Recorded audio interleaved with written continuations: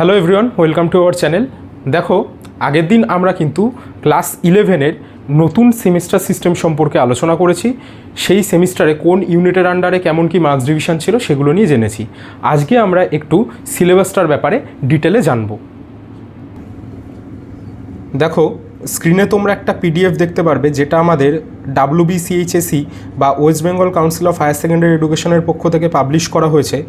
এখানে আমরা বায়োলজিক্যাল সায়েন্সের সিলেবাসটা দেখতে পাচ্ছি, যেখানে আমরা ক্লাস 11 এবং 12-এর যে 4টে সেমিস্টার রয়েছে তার সিলেবাস সম্পর্কে একটা বিশদে ধারণা পাবো। এখানে প্রত্যেকটার কোর্স কোড, থিওরি, তার ইউনিট নাম্বার, তার টপিকস এবং কোন টপিকের জন্য কতটা কন্ট্যাক্ট আওয়ার্স রয়েছে অ্যান্ড কতটা মার্কস অ্যালোটেড রয়েছে সেই ব্যাপারে কিন্তু একটা আইডিয়া পাবো। তো আমি এক একটা করে ইউনিট ওয়াইজ আলোচনা করা শুরু করছি। এই ভিডিওটাতে মেনলি আমরা ক্লাস 11-এর দুটো সেমিস্টার 1 এবং সেমিস্টার 2, অর্থাৎ একটা শিক্ষাবর্ষের সিলেবাস নিয়ে আলোচনা করব। তোমরা যারা 2026 সালে উচ্চ মাধ্যমিক দেবে, অর্থাৎ ক্লাস 11-এর ফাইনাল পরীক্ষা পাশ করে 2025 সালে ক্লাস 12-এ উঠবে, তখন কিন্তু আবার এই সিলেবাসটারই যে ক্লাস 12-এর পার্টটা রয়েছে, অর্থাৎ সেমিস্টার 3 এবং সেমিস্টার 4 রয়েছে, সেটা নিয়ে আমরা বিশদে আলোচনা করব। তো চলো দেখে নিই ক্লাস 11-এ কী কী টপিক এই বছর রয়েছে। দেখো, প্রথমেই তোমরা যেটা দেখতে পাচ্ছ, unit 1 diversity of living organism, অর্থাৎ জীবের বৈচিত্র্যতা। এই ইউনিটটা এটা আগের বছরও ছিল, এই বছরও রয়েছে, তবে এটার চ্যাপ্টার কিছু হেরফের হয়েছে। দেখো, এই ইউনিটটার আন্ডারে যে প্রথম চ্যাপ্টারটি আগে ছিল সেটির নাম ছিল জীবনের বিজ্ঞান বা সায়েন্স অফ লাইফ। এর আন্ডারে এর একটা ইন্ট্রোডাকশান, অর্থাৎ ভূমিকা, সজীব বস্তুর বৈশিষ্ট্য, এই ধরনের কিছু টপিক ছিল, যেটা কিন্তু এই বছর বাদ হয়ে গেছে। অর্থাৎ সজীব বস্তুর বৈশিষ্ট্য, তার কী কী উদাহরণ রয়েছে, জ্বরের সাথে জীবের কী কী পার্থক্য, এই জিনিসগুলো কিন্তু এই বছর আর নেই। এই বছর চ্যাপ্টার 1, যেটার নামকরণ করা হয়েছে দ্য লিভিং ওয়ার্ল্ড, এর আন্ডারে রয়েছে দেখো প্রথমে বায়োডাইভার্সিটি বা জীববৈচিত্র্যের ধারণা, এবং এর সাথে যেগুলো আমাদের আরও পড়তে হবে, জীববৈচিত্র্যের গুরুত্ব, জীববৈচিত্র্যের সংরক্ষণ, জীববৈচিত্র্যের অবলুপ্তির কারণ ইত্যাদি। তারপরেই দেখো যে টপিকটা রয়েছে নিড ফর ক্লাসিফিকেশান। এই যে টপিকটা, এটা আগের বছর এই চ্যাপ্টার 2-এর মধ্যে ছিল শ্রেণীবিন্যাসের প্রয়োজনীয়তা, 3 ডোমেনস অফ লাইফ, অর্থাৎ জীবনের 3টি ডোমেন। তারপরে রয়েছে দেখো ট্যাক্সোনমি এবং সিস্টেমেটিক্স। আগের বছর কিন্তু ট্যাক্সোনমি এবং সিস্টেমেটিক্স আলাদা একটা চ্যাপ্টার ছিল, এই বছর কিন্তু ট্যাক্সোনমি এবং সিস্টেমেটিক্স আলাদা চ্যাপ্টার নেই। চ্যাপ্টার 1 বা লিভিং ওয়ার্ল্ডের মধ্যেই কিন্তু এই ব্যাপারটা ইনক্লুড করে দেওয়া রয়েছে। দেখো, ট্যাক্সোনমি সিস্টেমেটিক্সের পরে যে টপিকটা রয়েছে সেটি হলো কনসেপ্ট অফ স্পিসিস বা প্রজাতি সম্পর্কে ধারণা। এই টপিকটারও কিন্তু আগের বছরের থেকে কোনো চেঞ্জেস হয়নি। আগের বছর এই টপিকটা ছিল, এই বছরও রয়েছে। অ্যান্ড ট্যাক্সোনমিক্যাল হায়ারার্কি, অর্থাৎ যে ট্যাক্সোনমির বিভিন্ন ধাপগুলো রয়েছে সেগুলির ব্যাপারে পড়তে হবে। তারপরে দেখো রয়েছে বায়োনোমিয়াল নোমেনক্লেচার, অর্থাৎ দ্বিপদ নামকরণ, tools for study of biodiversity, অর্থাৎ শ্রেণীবিন্যাস অধ্যয়নের উপাদান, যেগুলি আগেরবারও ছিল, সেম রয়েছে মিউজিয়াম, চিড়িয়াখানা, হারবেনিয়াম, বোটানিক্যাল গার্ডেন। ঠিক আছে, এই কয়েকটা বিষয়ের ব্যাপারে আমাদেরকে এই চ্যাপ্টার 1, যেটা দ্য লিভিং ওয়ার্ল্ড, তার মধ্যে এই বিষয়গুলো নিয়ে পড়তে হবে। তারপর চলে আসি দেখো চ্যাপ্টার 2 বা বায়োলজিক্যাল ক্লাসিফিকেশান পড়তে। এটার বাংলা নাম হচ্ছে জীবের শ্রেণীবিন্যাস। এই বায়োলজিক্যাল ক্লাসিফিকেশান পড়তে গেলে আমাদেরকে যেটা প্রথমে জানতে হবে, 5 রাজ্য শ্রেণীবিন্যাস বা 5 কিংডম ক্লাসিফিকেশান। R.H. হুইটেকার যেটি করেছিলেন আমাদের চ্যানেলে, R.H. হুইটেকারের 5 কিংডম ক্লাসিফিকেশানের ভিডিও অলরেডি আপলোড করা রয়েছে। কোনো চেঞ্জেস হয়নি সিলেবাসে, তোমরা চাইলে গিয়ে একবার দেখতে পারো ভিডিওটা, ডিসক্রিপশানে লিঙ্ক দেওয়া থাকবে। তারপরে দেখো salient features and classification of মোনেরা, Protista and fungi into major groups. এই 5 রাজ্য শ্রেণীবিন্যাসের মধ্যে মোনেরা, প্রোটিস্টা, ছত্রাক, তাদের কি কি প্রধান গ্রুপে শ্রেণীবিন্যাস রয়েছে সেগুলোকে পড়তে হবে। এছাড়াও লাইকেন, ভাইরাস, ভাইরয়েড এবং প্রায়ন্সের ব্যাপারে কিন্তু পড়তে হবে। নেক্সট চলে আসি দেখো 5 কিংডম ক্লাসিফিকেশানে 3টে কিংডম তো ছিল, মোনেরা, প্রোটিস্টা, ফাঙ্গাস। এছাড়াও যে দুটো কিংডম পড়ে থাকে, প্ল্যান্টি এবং অ্যানিমেলিয়া, অর্থাৎ উদ্ভিদ রাজ্য এবং প্রাণী রাজ্য। এই দুটো রাজ্যকে নিয়ে আলাদা চ্যাপ্টার 3 এবং চ্যাপ্টার 4 করা হয়েছে। চ্যাপ্টার 3-তে আমরা প্ল্যান্ট কিংডমের ব্যাপারে পড়ব এবং এর যে 5টা প্রধান গ্রুপ রয়েছে, ঠিক আছে, অর্থাৎ অ্যালগি, ব্রায়োফাইটা, টেরিডোফাইটা, জিমনোস্পার্ম, তাদের বৈশিষ্ট্য, উদাহরণ, এইগুলি পড়ব। এবং পরবর্তীকালে অ্যানিমেল কিংডমের ক্ষেত্রে দেখো salient features and classification of animals, non chordates up to phyla level and chordates up to class level, অর্থাৎ এগুলো অ্যানিমেল কিংডমের যে আলাদা আলাদা ফাইলামগুলো রয়েছে বা তার ক্লাসগুলো রয়েছে সেগুলোর ব্যাপারে পড়ব। সবার কিন্তু সব কিছু পড়তে হবে না, নন কডেটসগুলোকে আপ টু ফাইলাম মানে ফাইলাম অবধি পড়ব, এবং কডেটস যে গ্রুপটা রয়েছে তাকে কিন্তু ক্লাস লেভেল অবধি স্টাডি করব। এই ছিল হচ্ছে গিয়ে আমাদের unit 1 diversity of living organism. এবার চলে আসি unit 2 structural organisation in plants and animals. দেখো ইউনিট 2 এর মধ্যে এই বছর আমাদেরকে 3টে চ্যাপ্টার স্টাডি করতে হবে, চ্যাপ্টার 5, চ্যাপ্টার 6 এবং চ্যাপ্টার 7। চ্যাপ্টার 5-এ রয়েছে morphology of flowering plant, chapter 6-এ রয়েছে অ্যানাটমি অফ ফ্লাওয়ারিং প্ল্যান্ট এবং চ্যাপ্টার 7-এ রয়েছে structural organisation in animals. Unit 2টাও অলমোস্ট সেম রয়েছে, জাস্ট তোমাদের যে ছোট্ট চেঞ্জেসটা বলে দিই। ইউনিট 2-তে আগের বছর আমাদেরকে 2টো চ্যাপ্টার পড়তে হতো, উদ্ভিদের গঠনগত অঙ্গসংস্থান এবং প্রাণীদের গঠনগত অঙ্গসংস্থান। উদ্ভিদের গঠনগত অঙ্গসংস্থানের মধ্যে কিন্তু কোনো চেঞ্জেসই হয়নি, জাস্ট এই চ্যাপ্টারটাকে 2টো ভাগে ভাগ করা হয়েছে।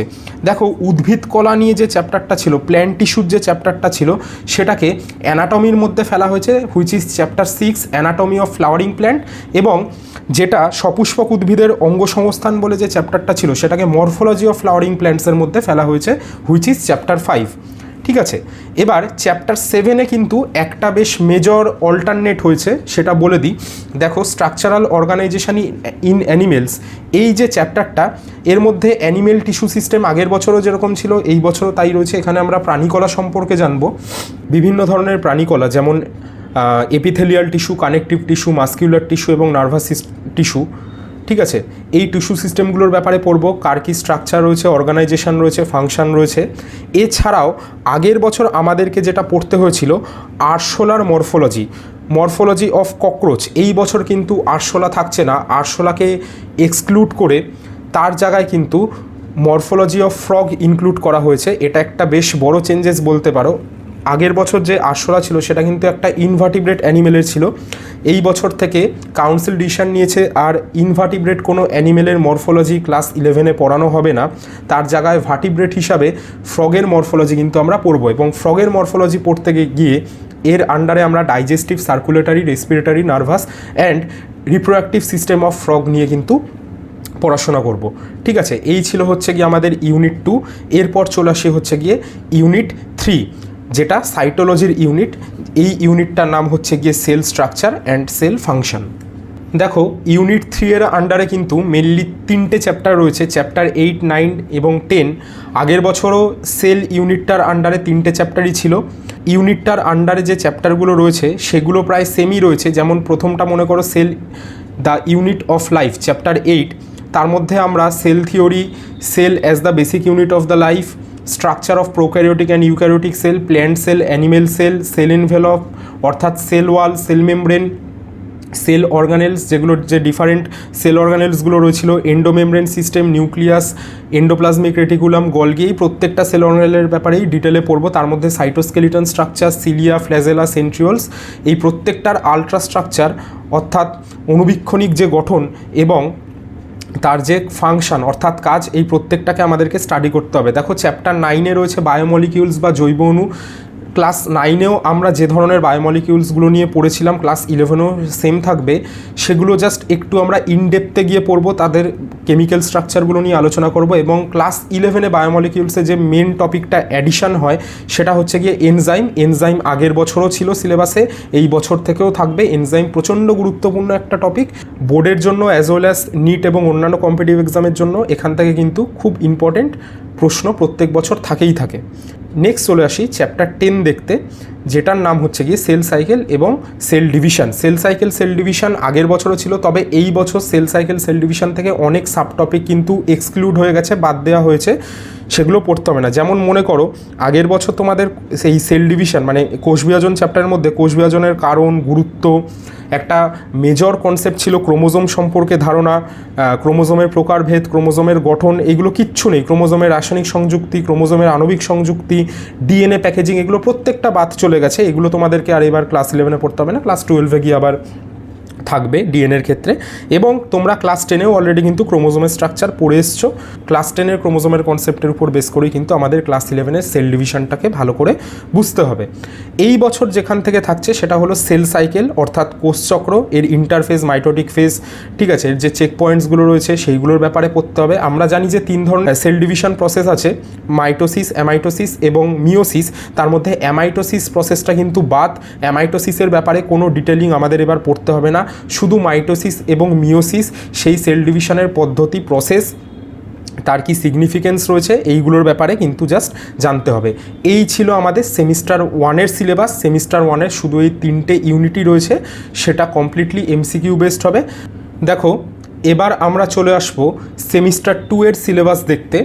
সেমিস্টার 2-তে বায়োলজিক্যাল সায়েন্সের ক্ষেত্রে 35 নম্বরের একটা ডেসক্রিপটিভ পরীক্ষা হবে এবং এখানে জাস্ট 2টো ইউনিট থাকবে, ইউনিট 4 প্ল্যান্ট ফিজিওলজি এবং ইউনিট 5 হিউম্যান ফিজিওলজি। দেখো এই যে ইউনিট 4 প্ল্যান্ট ফিজিওলজির আন্ডারে 3টে চ্যাপ্টার রয়েছে। একটা কথা তোমাদের জেনে রাখা দরকার, প্ল্যান্ট ফিজিওলজি থেকে কিন্তু এই বছর বেশ বড় বড় দুখানা চ্যাপ্টার বাদ দিয়ে দেওয়া হয়েছে। প্রথম যে চ্যাপ্টারটা বাদ দেওয়া হচ্ছে সেটা হচ্ছে গিয়ে উদ্ভিদের পরিবহন, এবং দ্বিতীয় যে চ্যাপ্টারটা বাদ দেওয়া হচ্ছে সেটা হচ্ছে উদ্ভিদ ও খনিজ পুষ্টি, অর্থাৎ মিনারেল নিউট্রিশনের একটা চ্যাপ্টার ছিল আর একটা ট্রান্সপোর্ট ইন প্ল্যান্টস, এই বিষয়ের উপর একটা চ্যাপ্টার ছিল। চ্যাপ্টার দুটো অনেক বড় ছিল, কিছু ক্ষেত্রে একটু মুখস্থের ব্যাপারও ছিল, আবার অনেকের একটু বোরিংও লাগতো বটনিক টপিক। এই দুটো চ্যাপ্টার কিন্তু বাদ চলে গেছে, এটা অনেকটা রিলিফের বিষয়। কিন্তু মেজর 3টে চ্যাপ্টার কিন্তু এখানে প্ল্যান্ট ফিজিওলজির আন্ডারে আমাদেরকে এই বছর পড়তে হবে, যেটা চ্যাপ্টার 11 রয়েছে যার নাম ফটোসিনথেসিস ইন হায়ার প্ল্যান্টস অর্থাৎ সালোক সংশ্লেষ, চ্যাপ্টার 12 রয়েছে রেসপিরেশন ইন প্ল্যান্টস অর্থাৎ শ্বসন, এবং চ্যাপ্টার 3-তে রয়েছে দেখো প্ল্যান্ট গ্রোথ অ্যান্ড ডেভেলপমেন্ট, উদ্ভিদের বৃদ্ধি এবং বিকাশ। এই যে চ্যাপ্টারগুলো রয়েছে তার আন্ডারে আমরা দেখো ফটোসিনথেসিসের মধ্যে photosynthesis as means of autotrophic nutrition, স্বভোজী পুষ্টি হিসাবে যে সালোক সংশ্লেষের গুরুত্ব, তার সাইট কোথায় হয়, তার যে কেমি অসমোটিক হাইপোথিসিস, C3 এবং C4 পাথওয়ে, ক্যাম সাইকেল, এগুলোর ব্যাপারে কিন্তু পড়বো। তারপরে চলে আসি দেখো চ্যাপ্টার 12 পড়তে। চ্যাপ্টার 12-এর আন্ডারে যে টপিকগুলো রয়েছে সেখানে exchange of gases, cellular respiration অর্থাৎ গ্লাইকোলাইসিস, তার যে ফার্মেন্টেশন রয়েছে, সন্ধান পদ্ধতি যাকে বলা হয়, ক্রেব সাইকেল বা টিসিএ সাইকেল, ইটিএস বা ইলেকট্রন ট্রান্সপোর্ট সিস্টেম, এই প্রত্যেকটাই কিন্তু আগের বছরের সাথে এই বছরের সিলেবাস সেম রয়েছে, কিচ্ছু চেঞ্জ হয়নি। এবং লাস্টে যেটা পড়বো অ্যামফিবোলিক পাথওয়ে, যেটা শোষণকে বলা হয়, কেন বলা হয়, তার রেসপিরেটরি কোশেন্ট বা RQ বলতে আমরা কি বুঝি। এবং চ্যাপ্টার 13-এ গিয়ে আমরা যে জিনিসটা পড়ব সেটা হচ্ছে গিয়ে প্ল্যান্ট গ্রোথ অ্যান্ড ডেভেলপমেন্ট অর্থাৎ উদ্ভিদের বৃদ্ধি ও বিকাশ। এর মধ্যে আমরা সিড জার্মিনেশনের ব্যাপারে পড়ব, যে তার ফেজেসগুলো রয়েছে, প্ল্যান্টের যে বৃদ্ধির হার, প্ল্যান্টের গ্রোথ রেট, তার কন্ডিশন অফ গ্রোথ, ডিফারেন্সিয়েশন, রিডিফারেন্সিয়েশন এবং ডিফারেন্সিয়েশন, এইগুলোর বলতে আমরা কি বুঝি, পার্থক্য, এই প্রত্যেকটাই কিন্তু সেম রয়েছে, এগুলোর ব্যাপারে আমরা জানবো। এবং দেখো ইউনিট 5 এর যে পরের ইউনিটটা রয়েছে হুইচ ইজ হিউম্যান ফিজিওলজি, এর আন্ডারে কিন্তু 6টা চ্যাপ্টার আগের বছরও ছিল, 6টা চ্যাপ্টার এই বছরও থাকছে। খুব ইন্টারেস্টিং হিউম্যান ফিজিওলজি। এবং এই হিউম্যান ফিজিওলজির আন্ডারে যে চ্যাপ্টারগুলো রয়েছে তার প্রথমটা দেখো চ্যাপ্টার 14-এ রয়েছে ডাইজেশন অ্যান্ড অ্যাবজর্পশন। একটা কথা বলে রাখি, এনসিইআরটি থেকে এই বছর কিন্তু ডাইজেশন অ্যান্ড অ্যাবজর্পশন চ্যাপ্টারটা CBSE বোর্ড বাদ দিয়ে দিয়েছে। তো যারা CBSE ওরিয়েন্টেড পড়ো নিট বা এই ধরনের কম্পিটিটিভ এক্সামগুলোর জন্য, তাদের কিন্তু ডাইজেশন অ্যান্ড অ্যাবজর্পশন চ্যাপ্টারটা আর লাগবে না। কিন্তু আমাদের WBCHSE অর্থাৎ আমাদের হায়ার সেকেন্ডারি কাউন্সিল কিন্তু এই চ্যাপ্টারটাকে রেখেছে। তো আমাদেরকে বোর্ডসের জন্য ডাইজেশন অ্যান্ড অ্যাবজর্পশন অর্থাৎ এই পৌষ্টিকতন্ত্র রিলেটেড এবং পুষ্টি রিলেটেড যে চ্যাপ্টারটা সেটা কিন্তু পড়তে হবে। দেখো চ্যাপ্টার 15-এ রয়েছে breathing and exchange of gases অর্থাৎ আমাদের শ্বাসক্রিয়া এবং আমাদের যে বায়ুর আদান প্রদান সেই ব্যাপারে পড়তে হবে। ইন্সপিরেশন, এক্সপিরেশন, এইগুলোর ব্যাপারে পড়বো। বিভিন্ন রেসপিরেটরি যে ডিজিজগুলো রয়েছে হিউম্যানদের ক্ষেত্রে সেগুলোর ব্যাপারে পড়বো। চ্যাপ্টার 16-এ দেখো রয়েছে বডি ফ্লুইডস অ্যান্ড সার্কুলেশন অর্থাৎ দেহ তরল এবং সংবহন। এখানে কিন্তু আমরা ব্লাড গ্রুপ, ব্লাডের কোয়াগুলেশন, ঠিক আছে, structure of human heart, blood vessels, ঠিক আছে, ভেন, আর্টারি, এগুলোর ব্যাপারে স্টাডি করব। চলে আসি দেখো চ্যাপ্টার 17-এর ক্ষেত্রে। এখানে রয়েছে excretory products and their elimination অর্থাৎ আমাদের যে রেচন পদার্থগুলো রয়েছে এবং তাদের নির্গমন কি করে হয় দেহ থেকে তার ব্যাপারে পড়ব। মোডস অফ যে এক্সক্রিয়েশনগুলো রয়েছে, 3 ধরনের যে এক্সক্রিয়েশনের মোড হয় দেখো, অ্যামনিওটেলিজম, ইউরোটেলিজম এবং ইউরিকোটেলিজম, ঠিক আছে, এইগুলোর ব্যাপারে পড়ব। এছাড়া আমাদের এক্সক্রিয়েটরি সিস্টেমের যে প্রসেস আমাদের main excretory organ which is kidney তার ব্যাপারে পড়ব। চ্যাপ্টার 18-এ দেখো রয়েছে লোকোমোশন অ্যান্ড মুভমেন্ট, অর্থাৎ চলন এবং গমন। আমাদের হিউম্যানদের ক্ষেত্রে চলন গমনের ক্ষেত্রে যে মেন ব্যাপারটা আমরা স্টাডি করব দ্যাট ইজ হচ্ছে গিয়ে আমাদের স্কেলিটাল সিস্টেম, ঠিক আছে, তার যে ফাংশনগুলো রয়েছে, তার যে ডিসঅর্ডারগুলো রয়েছে, এছাড়াও যে সিলিয়ারি ফ্ল্যাজেলারি এই ধরনের যে মুভমেন্টগুলো থাকে সেগুলোর ব্যাপারেও কিন্তু এই চ্যাপ্টারে আমরা পড়ব। তারপর চলে আসি দেখো chapter 19 which is neural control and coordination, অর্থাৎ আমাদের যে স্নায়বিক নিয়ন্ত্রণ আছে তার ব্যাপারে পড়বো। এই নিউরাল কন্ট্রোলকে কিন্তু ফিজিক্যাল কোঅর্ডিনেশন বা ফিজিক্যাল কন্ট্রোলও বলা হয়, ঠিক আছে, অর্থাৎ এটা আমাদের দেহে ভৌত সমন্বয়কারী হিসাবেও কাজ করে। এর অপোজিটে দেখো রয়েছে চ্যাপ্টার 20-তে কেমিক্যাল কোঅর্ডিনেশন বা রাসায়নিক সমন্বয়কারী।